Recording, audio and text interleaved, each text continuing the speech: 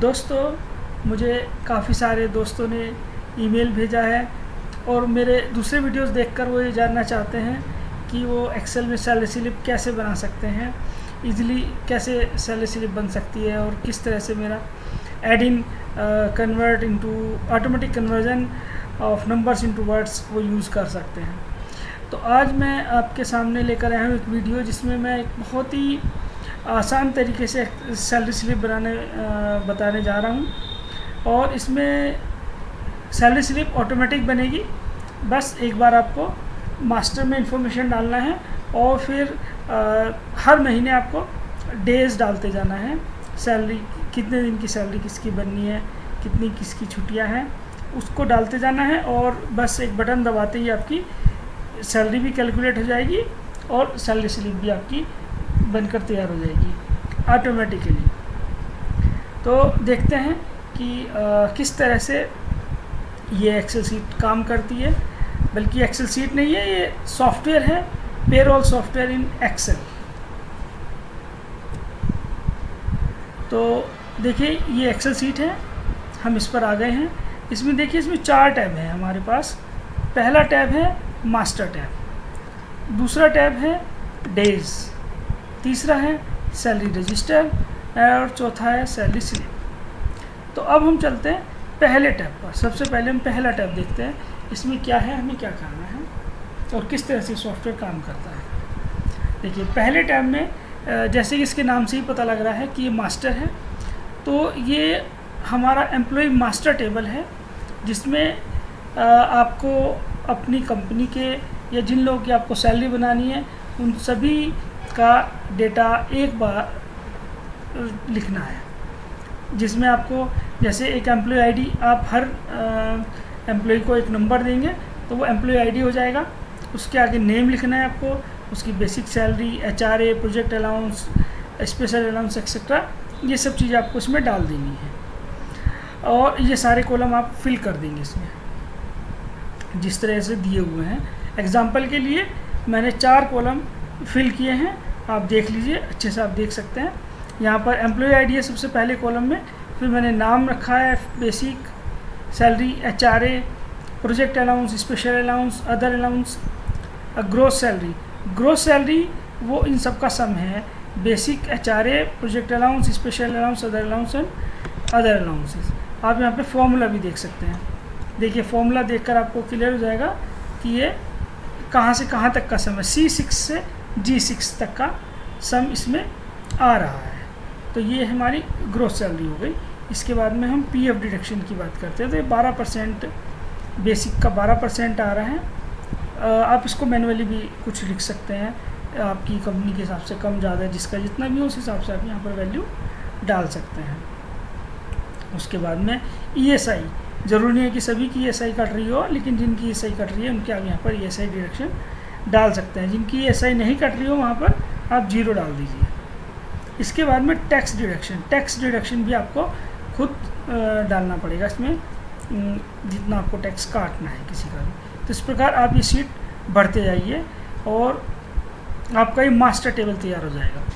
Master table आपको सिर्फ एक ही बार भरना होगा, बार बार इसको छेड़ने की आपको ज़रूरत नहीं है।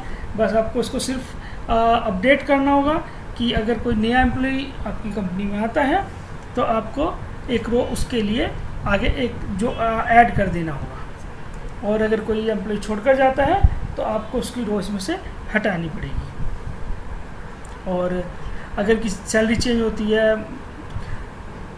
इंक्रीमेंट वगैरह होता है, तो आपको तब इसकी वैल्यू चेंज करनी पड़ेगी। तो ये है हमारा मास्टर टेबल। मैं उम्मीद करता हूँ कि आप लोग अच्छे समझ गए होंगे। एक बार फिर से आप देख लीजिए इसको, और इसमें आपको मास्टर डेटा एक बार भर देना है सैलरी का, तो और वही आपका बार बार यूज़ होता रहेगा। इसके बाद में हम चलते हैं डेज़ की ओर, दूसरी टैब पर। दूसरी टैब का नाम है डेज़। डेज़ टैब में भी हमारे कुछ कॉलम्स हैं। पहला है एम्प्लॉय आईडी। यहाँ पर हमें एक बात ध्यान रखने की है कि जिस ऑर्डर में मास्टर में हमारा डेटा पड़ा हुआ है उसी ऑर्डर में हमारा डेटा यहाँ पर होना चाहिए। मतलब अगर 5th रो में एम्प्लॉय आईडी 1 है मास्टर में, तो 5th रो में डेज में भी एम्प्लॉय आईडी 1 ही होना चाहिए। मतलब सेम ऑर्डर हमें रखना है, जो उधर ऑर्डर है वही ऑर्डर हम यहाँ पर रखेंगे एम्प्लॉय का। उसके बाद में हम लोग ये डेटा हमारा मंथली है, इसमें हमें पे डेज मतलब एक तरह से आप कह सकते हैं कि अटेंडेंस, कि यहाँ पर वो कितने दिन प्रेजेंट रहा। आप इसको प्रेजेंट भी लिख सकते हैं, आप इसको प्रेजेंट भी कर सकते हैं यहाँ पर कि कितने दिन आपका एम्प्लॉई ऑफिस आया है, कितने दिन प्रेजेंट रहा। पहले कॉलम आपको बी कॉलम में डालना है, सी में आपको उसकी सी अलग उसने कोई लिया तो वो डालनी है, नहीं तो आप 0 डाल दीजिए। पीएल पेड लीव, आपके यहाँ पेड लीव है तो आप उसने पेड लीव ली है तो आप डाल दीजिए। फिर सिक लीव आप डाल दीजिए, और उसके बाद आता है LWP लीव विदाउट पे। अगर वो एब्सेंट रहा है या लीव विदाउट पे उसने ली है जिसका उसको सैलरी डिडक्शन करना है तो आप यहाँ पर डाल दीजिए, और इस प्रकार से आप इसको पूरे को भर दीजिए। जब एक बार आप इसको भर देंगे तो आप इसको, आपको जरूरी नहीं है कि आप G और H कॉलम में कुछ भी डेटा भरें। देखिए मैं हटा देता हूँ डेटा इसका, ये मैंने हटा दिया है डेटा। अब हम क्या करेंगे कि बस इतना ही डाटा हमें एक बार भरना होगा इस पर। हाँ, ऊपर एक चीज़ का और ध्यान रखें, हमें इसमें मंथ के ये सी कॉलम C2 में मंथ का नाम लिखना है, जो मंथ का नाम हमें जिस मंथ के लिए हम सैलरी बना रहे हैं उस मंथ का नाम हमें यहाँ पर लिखना है। जैसे हमने जनवरी 17 लिखा है, हम यहाँ पर ये जनवरी 17 की सैलरी बना रहे हैं तो हम मंथ का नाम जनवरी 17 लिखेंगे। इसके बाद में हम एक और कॉलम हमें यहाँ पर ब्लू रंग कलर में दिखाई दे रहा है, वो है F2 में 31 लिखा हुआ है। ये क्या है, ये मंथ के टोटल डेज हैं कि उस मंथ में टोटल कितने दिन हैं ये यहाँ पर लिखा हुआ है। तो हमें ये भी चेंज करना होगा मंथ के हिसाब से। किसी बार मंथ 28 दिन का होगा, कभी 30 दिन का होगा, कभी 31 दिन का होगा, तो उसके हिसाब से हमें टोटल डेज भी चेंज करते जाना पड़ेगा यहाँ। तो हमें ध्यान रखना है कि जब हम सैलरी बनाएंगे तो हम यहाँ पर वही मंथ उसी मंथ के डेज डालेंगे जिस मंथ की हम सैलरी बना रहे हैं। अब इतना सब कुछ भरने के बाद आपको बस और कुछ नहीं करना है, आपको सिर्फ ये वेरीफाई पे डेज का बटन दबाना है और ये ऑटोमेटिकली आपका काम करेगा। देखिए अब जी और एच कॉलम में वैल्यू आ गई हैं, लेकिन यहाँ पर एक चीज़ ध्यान देने वाली है कि जी कॉलम में कुछ वैल्यूज़ हैं जिनका बैकग्राउंड येलो है और कुछ वैल्यूज़ हैं जिनका बैकग्राउंड रेड आया है।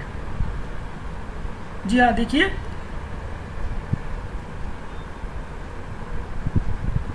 कुछ का बैकग्राउंड रेड आया है। तो रेड क्यों आया है? क्योंकि टोटल डेज 26 हो रहे हैं, 26, जबकि यहाँ पर टोटल डेज हमारे 31 होने चाहिए। बाकी में 31 है, बाकी रोज़ में ऊपर और नीचे अगर आप देखें तो 31 है, तो वहाँ पर येलो है, यानी कि येलो वाले हमारे करेक्ट हैं और जो रेड वाला है वो वैल्यू हमारी गलत है।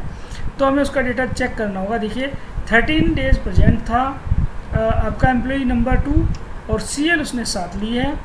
इसके बाद तो 3 SL हैं और 3 LWP हैं, यानी कि 26 डेज। इसका मतलब है कि उसका डेटा कहीं ना कहीं गलत हमने भरा है।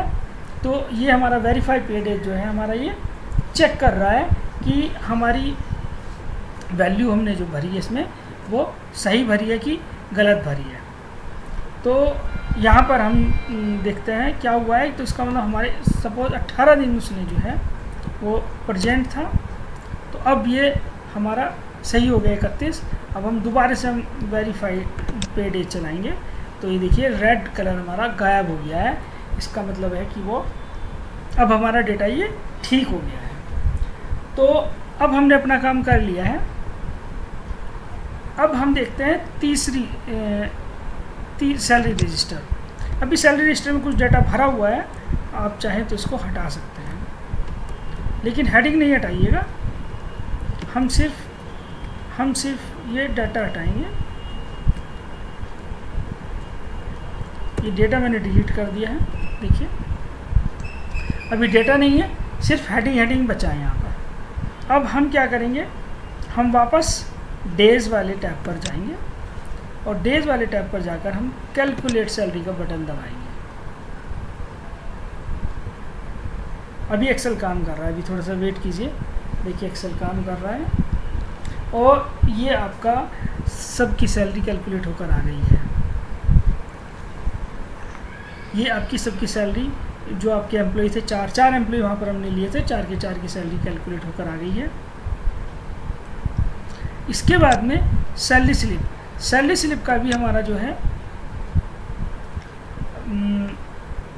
अभी इसमें कुछ डाटा पड़ा हुआ है जो कि सैंपल डाटा है। आप चाहें तो इस डेटा को हटा सकते हैं।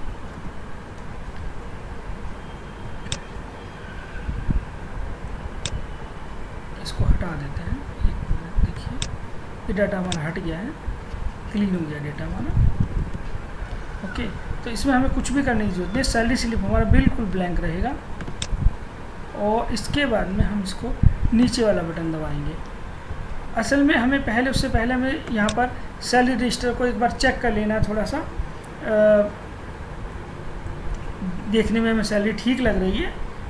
वैसे ये उन्हीं जो डाटा आपने मास्टर में और डेज में भरा है उसी के हिसाब से एक सैलरी कैलकुलेट करेगा। तो अब हमारी सैलरी रजिस्टर बन गया, तो हम सैलरी स्लिप बनाएंगे। हम डेज पर जाएंगे वापस और तीसरा बटन हम जैसे ही दबाएंगे ये सैलरी स्लिप जनरेट कर देगा। वाओ, हमारी सैलरी स्लिप तैयार हो गई है।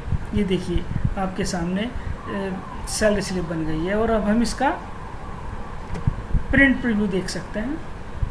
देखते हैं प्रिंट प्रीव्यू किस तरह से आता है। ये देखिए, ये आपका प्रिंट प्रीव्यू आ रहा है और इसने जो है आपको 3 स्लिप एक पेज पर दिखाई है और ये दूसरा पेज आपका इस पर एक स्लिप दिखाई है।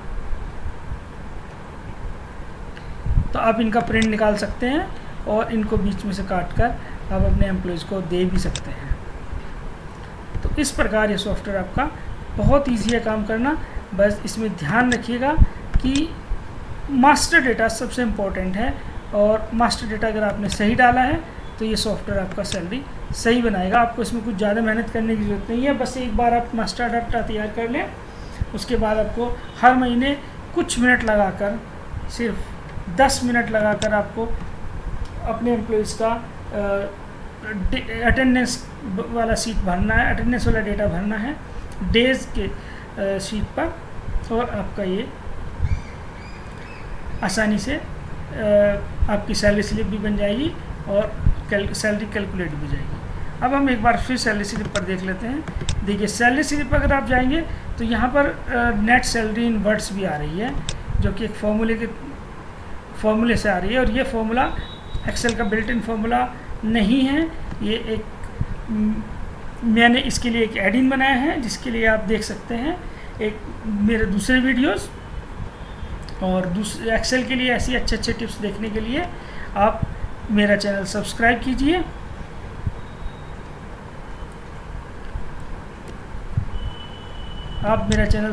कीजिए। और अगर आपको ये सॉफ्टवेयर चाहिए तो मेरे इस ईमेल एड्रेस पर ईमेल कीजिए। तो देखते रहिए मेरा यूट्यूब चैनल। धन्यवाद, थैंक यू।